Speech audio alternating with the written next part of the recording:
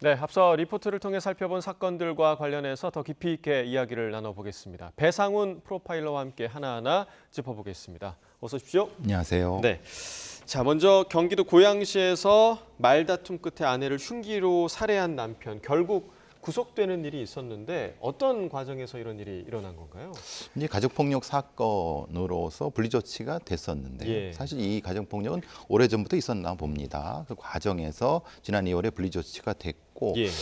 얼마 전에 이제 가족폭력 신고 17일 날 신고가 됐었는데 그래서 분리조치가 연장이 됐습니다. 분리조치가 예. 보통 2개월 단위로 연장이 되는데 문제는 그 뒤로부터 한 일주일 뒤 23일 날 새벽에 이 분리조치를 풀어달라 이런 식으로 와서 고양시 한 빌라에서 여러 가지 다툼 과정에서 흉기를 휘둘러서 결국은 그 살해를 한 그 사건이고 네. 이제 구속영장이 발부가 됐습니다. 네. 자, 방금 말씀해주신 대로 이제 분리 조치가 된 상태였는데 그럼에도 불구하고 왜 이런 참극이 발생했다고 좀 보시는 겁니까? 이제 분리조치라고 하면 분리하십시오라고 하는 겁니다. 권고인가요? 그렇죠. 그러니까 안 하면은 다른 처벌을 하겠습니다라고 하는 거지. 예.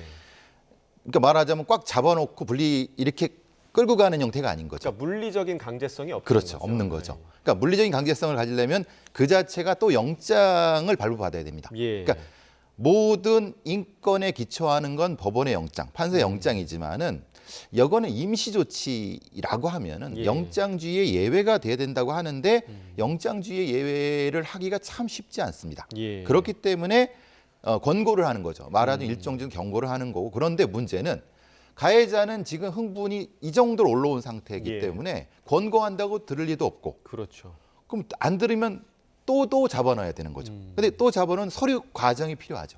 근데 서류 과정 속에서 더 흥분하게 되고 예. 왜 나를 이렇게 그 나쁜 사람 취급해? 가서 피해자한테 따지다가 충돌이 일어나고 거기서 흉기가 일어나요. 네. 이게 반복되는 게 가정폭력특례법상 임시조치가 좀 개선돼야 되는 것이 아닐까라고 하는 적지 않은 전문가들의 문제제기가 있습니다. 맞습니다. 그러니까 그 임시 조치, 이 분리 조치가 그렇게 이렇게 되면 정말 이 조치가 제 역할을 못 하는 거 그렇죠. 아니냐. 그럼 어떤 좀 대안이 좀 필요할까요? 어떤 대책이 필요할까요?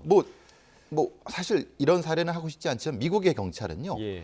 이런 일이 벌어지면 바로 뒷수갑 채워서 끌고 나갑니다. 그러니까 아이들이 보든 말든 끌고 나갑니다. 왜냐하면은 이게 흥분 상태가 되고 여기서 그 이상의 어떤 문제가 발생할 수, 큰 어떤 생명의 문제가 발생할 수 있기 때문에 바로 강력한 조치를 통해서 끌고 나간 다음에 바로 입감시켜 버립니다. 예. 거기서부터 시작을 하는데 우리는 입감시키는 게 아니라 거기서부터 그러니까 이런 거죠. 얘기를 하죠.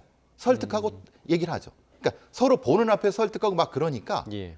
이게 분리가 안 되는 겁니다. 이게 무슨 서희 동네 아저씨 아줌마들이라고 하는 이게 비속어가 아니라 그런 대화 수준밖에 안 되기 때문에 더 흥분하거나 예. 아니면 조치라는 법적 조치가 아니라 그냥 거기서 마는 겁니다. 이게 현실이거든요. 예. 그러니까 무엇인가 강력한 어떤 행위가 있은 다음에 거기서부터 해결하는 것이 이게 선후차를 바꿔야 되는 것이 예. 중요하다는 말씀 드리는 겁니다. 그러면 지금 그런 지금 말씀해 주신 강력한 조치가 이루어지지 못하는 이유는 좀 어디에 있을까요? 소송의 위험 또는 영장주의 위배에 대한 검사가 중간에 끼는 문제. 우리는 이제 경찰이 검사한테 청구해서 법원으로 가는 형태인데 예. 중간에 이렇게 하지 말라고 검사들이 차단을 합니다. 왜냐하면 인권 문제가 있으니까. 그러니까 긴급하게 무엇인가를 이렇게 하지 못하게 하죠. 예. 그건 유리할 수도 있습니다. 근데 문제는 흥분한 지금 상태의 용의자와 아니면 가정폭력 용의자를 지금 제어하는 건 경찰이지 검사가 아니거든요. 이런 어떤 괴리가 있는 겁니다. 예. 여기 사이의 괴리를 메워줘야 되는 겁니다. 메워주지 못하면은 이게 계속 반복된다는 거죠. 네. 그 괴리를 메워주고 결국에는 더 큰 사건으로 번지지 않게 하는 좀 묘안이 좀 있었으면 좋겠다라는 좀 생각이 드는데 저는 사실 그래서 예. 이것을 사건이 아니라 케이스로 바꿔야 된다. 왜냐하면 이게 사건 처리가 되면요. 사람이 바뀝니다. 처리하는 사람이 바뀌니까. 예. 그럼 이 사건이 터졌을 때 이걸 담당하는 케이스의 담당자가 배정이 돼야 되는 겁니다. 그러니까 처음 A라는 폭력이 발생하고 그다음 폭력이 발생할 땐 경찰관이 바뀌어버리니까 다른 사람이 그렇죠. 예. 계속 바뀌는 겁니다. 예. 그런데 가정폭력 사건은 그 사건은 계속 부분은 계속 있지 않습니까? 네. 그럼 이걸 담당하는 케이스 전담자가 전속이 돼야 된다. 그러니까 담당자가 일관적으로 그 사건을 그렇죠. 담당을 해야 한다. 예, 예. 어. 이게 이제 예. 경찰 행위와 소위 말하는 복지 행위가 분리가 안 되는 예. 통합돼야 된다는 얘기거죠. 예. 지금 저희가 지금 표로 임시조치 위반 건수 연도별로 보고 있는데 2021년에 이제 500건을 넘었거든요. 그러니까 이러다 보니까 이 임시조치가 정말 무용지물이 아닌가? 그런 얘기가 지금 나올 수밖에 바로 그 말씀이죠. 없을 것 같아요. 특히 예. 이제 아시다시피 코로나 그 중간쯤 돼서 상당히 더 폭증하는 예. 그 이제 코로나가 풀렸지만 그 중간이거든요. 음. 그러니까 이 가해자들의 얘기는 이겁니다. 왜 나를 나쁜 사람 만드느냐 이거죠. 사실 나쁜 사람이죠. 왜냐하면 가족폭력을 했으니까. 가해자니까요. 가해자. 예. 근데 법원의 판결 전까지는 나쁜 사람이 아닌 겁니다. 그러니까 무죄 추정의 원칙과 영장주의가 가정폭력 상황이나 이런 폭력 상황에서는 예외적으로 적용이 돼야 되는데 그게 안 되고 있는 상황에 대한 괴리인 겁니다. 그럼 예외 조항이 좀 필요하다고 생각하시는 필요하죠. 거예요? 근데 문제는 이것은 변호사협회라든가 아니면 예. 검찰청에서는 분명히 반대를 합니다. 왜냐하면 그들의 권한이니까. 그들의 권한을 침해하는 거죠. 예. 이 부분이 사실은 논란이 될 수 있습니다.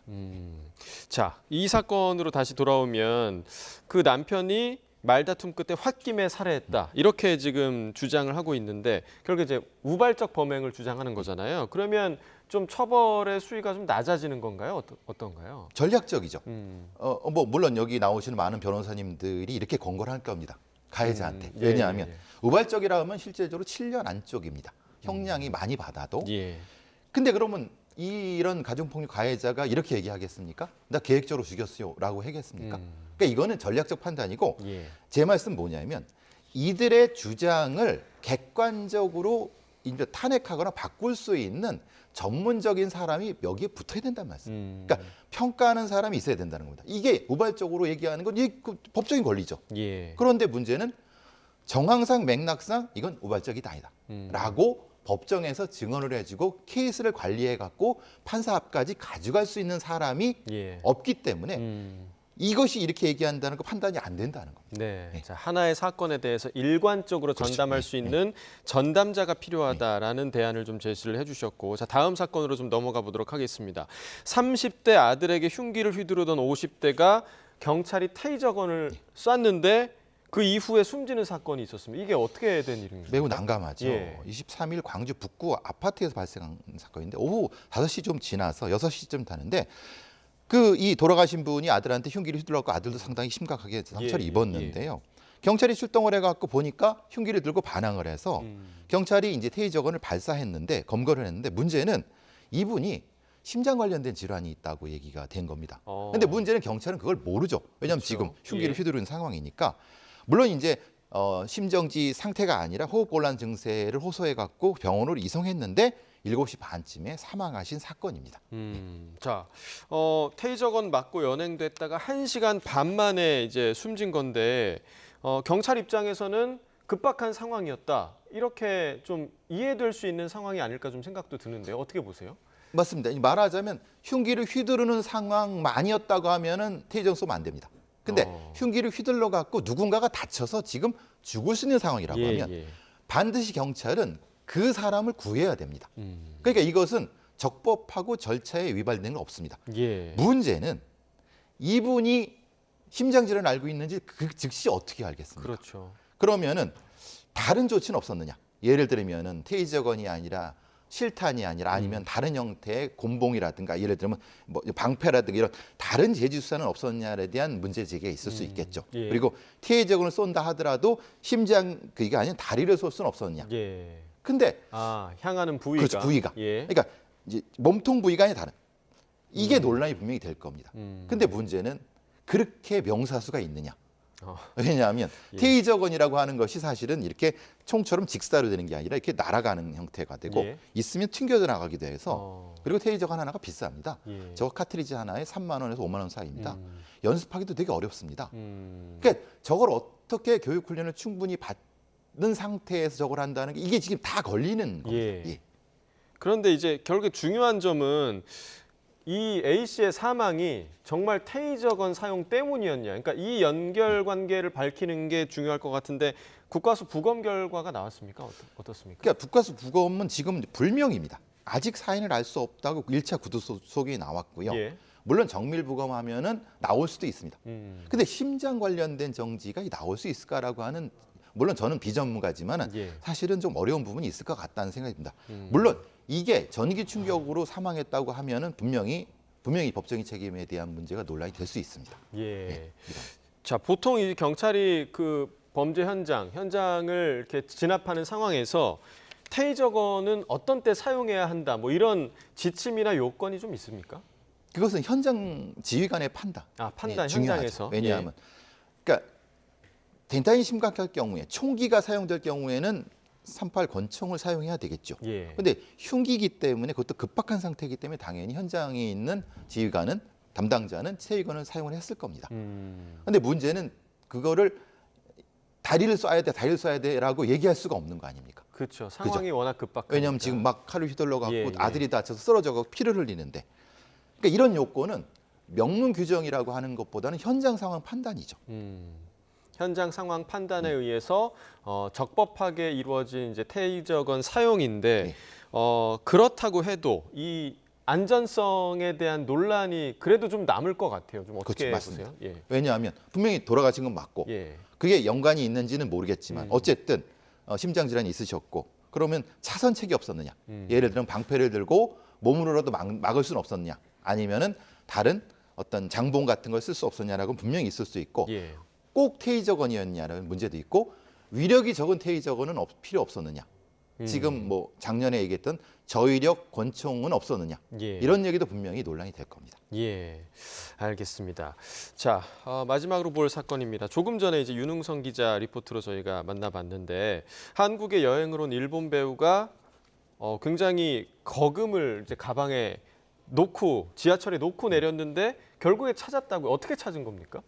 사실 뭐 우리 경찰들은 이런 건 굉장히 예. 잘합니다. 왜냐하면 CCTV가 있으면은 CCTV를 역추적하면은 사실은 몇 시간 안에 찾습니다. 사실 뭐 지하철엔 다 CCTV가 또 다 있죠. 있잖아요. 그리고 이제 CCTV 지하철 말고 버스나 이런 거 이동할 때 다 되는데 다행입니다. 사실 이걸 가져간 사람이 그 나머지 돈을 자기 통장에 넣었기 때문에 쓰지 예. 않게 된 거죠. 자, 지금 화면에 나오고 있는데 저 빨간색 동그라미 안에 예. 그러니까 다른 사람이 지금 가져가고 있는 모습이죠. 저 사람은 저걸 가져간 범인인 거죠. 예. 절대 남의 거는 가져가시면 안 됩니다.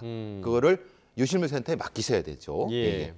자, 결국에는 이제 찾게 됐고 또 다른 뭐랄까요, 좀 훈훈한 사연이 또 있는데 길가에 이제 돈다발이 떨어져 있었는데 한 여고생이 이 돈다발을 주워서 주인을 찾아준 그런 사연도 좀 화제가 되고 있었습니다. 모범생이죠. 예, 조금 좀 지난 일이긴 한데 2월에 있었던 2월에 일이라고요? 있었던 거고 예. 당연히 저렇게 해야 되는 거죠.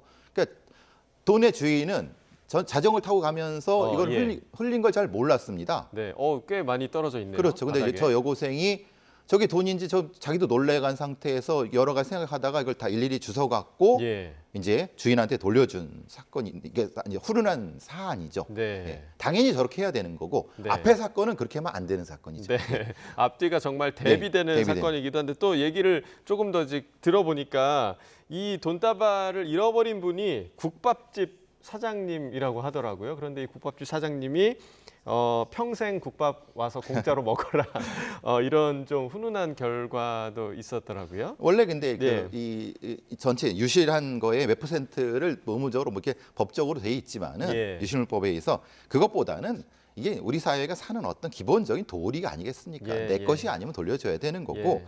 저 여고생은 이제 이런 선행이라든가 기본을 한 거기 때문에 네. 당연한 일이라고 생각합니다. 예, 늘 저희가 이제 배상훈 프로파일러와 이제 정말 심각하고 좀 마음 아픈 그런 사연들만 전해드렸는데 오늘 이렇게 훈훈하게 마무리를 해서 참 다행이라고 좀 생각을 합니다. 네, 오늘 여기까지 듣도록 하겠습니다. 지금까지 배상훈 프로파일러와 함께 이야기 나눠봤습니다. 오늘 말씀 고맙습니다. 감사합니다.